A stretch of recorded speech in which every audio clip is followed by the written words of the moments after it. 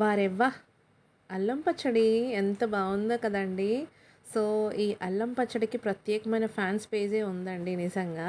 ఇది వేడి అన్నంలో కొంచెం నెయ్యేసుకొని తిన్నా, లేదు అనుకుంటే మనం టిఫిన్స్ కాంబినేషన్‌లో తిన్నా కూడా చాలా బావుంటుంది. అండ్ ఇది ఆరోగ్యపరంగా కూడా చాలా మంచిదండి. దగ్గు లేదంటే చిన్న పిల్లలకి జలుబు అట్లాంటివి చేస్తూ ఉంటే ఇది బాగా యూజ్ అవుతుందన్నమాట. పిల్లలకి పెట్టినా కూడా కఫం అట్లాంటివి ఏమైనా ఉన్నా కూడా కోసేస్తుంది.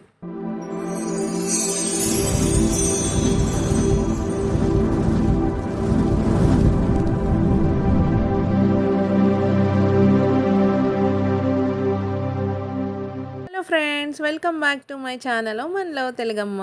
ఎలా ఉన్నారు అందరూ? నేనైతే సూపర్గా ఉన్నాను. మీరు ఎప్పుడు బాగుండాలని మనస్ఫూర్తిగా కోరుకుంటున్నానండి. సో ఈరోజు మనం అల్లం పచ్చడి ఎలా చేద్దాం చూద్దాం. సో నేనైతే ఒక పావు కిలో అల్లం నానబెట్టుకున్నాను. దాన్ని శుభ్రంగా నీట్గా ఇలా చెక్కు తీసేసుకుని మంచిగా నేను క్లీన్ చేసుకుని పక్కన పెట్టుకుంటున్నాను అనమాట. ఇదైతే ఒక పావు కిలో ఉంటుందండి.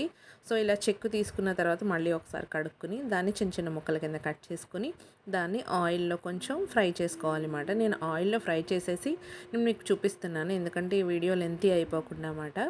సో ఇలా మనం దోరగా ఫ్రై చేసుకుని పెట్టుకోవాలన్నమాట. అంటే దీనిలో ఏమీ తేమ ఉండకుండాని. సో నేను దీన్ని అయితే అల్లం కొంచెం చింతపండు అన్నమాట, చింతపండు తీసుకుని ఒక గుప్పెడు దాన్ని నేను పేస్ట్ చేసుకుని పెట్టుకున్నానండి.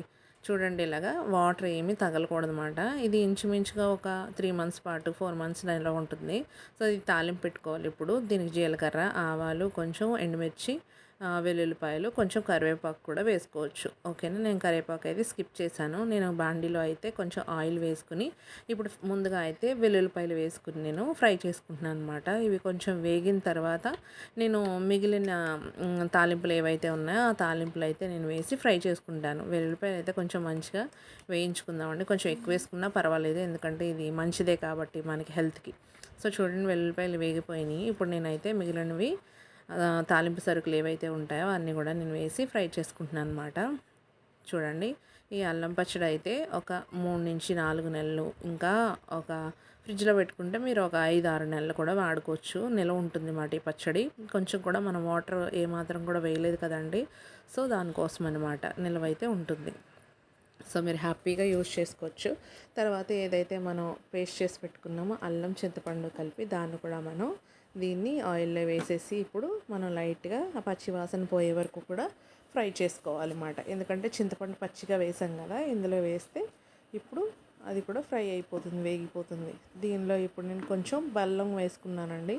ఈ బెల్లంతో పాటు ఒక 2-3 స్పూన్లు షుగర్ కాంబినేషన్ ఉండేటట్టు కూడా వేసుకుంటున్నాను. బెల్లం చింతపండు కాంబినేషన్లో ఉండేది ఆ టేస్ట్ ఇంకా బాగుంటుంది అన్నమాట.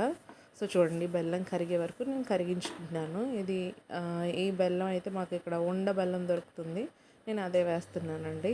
ఇది ఏంటంటే కొంచెం పాకం రావాలన్నమాట. పాకం వస్తే ఏంటంటే ఈ థిక్నెస్ అనేది, టెక్స్చర్ అనేది తెలుస్తుంది. నేనైతే 2 స్పూన్లు షుగర్ కూడా వేసానండి, ఎందుకంటే టేస్ట్ కాంబినేషన్ బెల్లం షుగర్ కాంబినేషన్ వేరుంటుంది. సో దానికోసమని వేసాను.